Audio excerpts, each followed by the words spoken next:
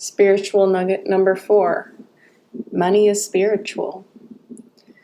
The essential purpose of money has kind of been lost in our society through political ideas and academic writing and just discourse in the media. And I think that average people feel like money isn't working for them, or that the economic system isn't really working for them. But the actual essential purpose of money has been lost, which is that money is an energetic medium of exchange. Money helps us allocate resources. Money helps connect people with skills to people with needs for that skill. And money helps people generally just make connections. And I think that's a deeply spiritual aspect. There's a book by a guy named Charles Eisenstein that says, when the recession happened, the tractors and the plows sat still, and the farmers watched as they went bankrupt.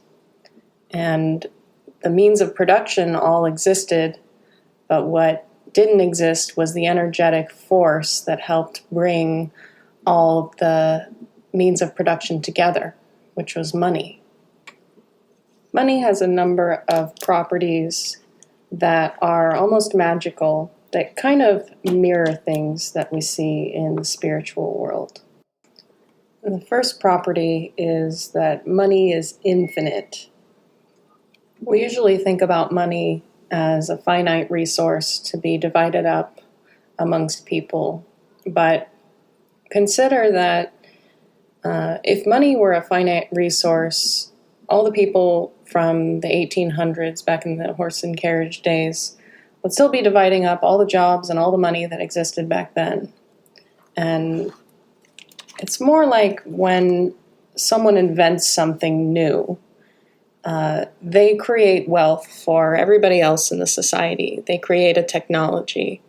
And so as time goes on, the people that live later are actually more rich than the rich people were in the previous times.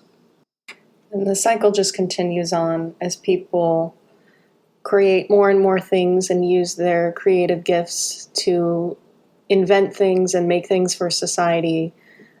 Society is better off. And so we can sort of think of money as this infinite resource that we can create.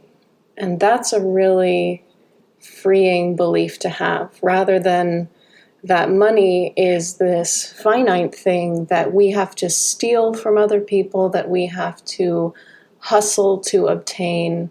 And I think that that's sort of where we currently find ourselves in a lot of popular thinking.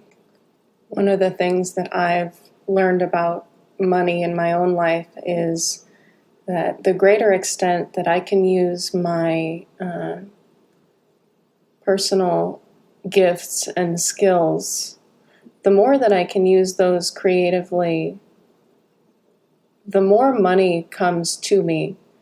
And the more that I believe fearfully that I need to protect my money, or that I need to get money for the sake of money, the less money I tend to have. And so today, maybe you can think about your attitude towards your money.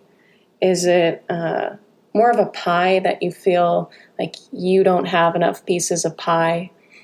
Or can you think of it more as a resource, this endless resource that you can draw on whenever you need to?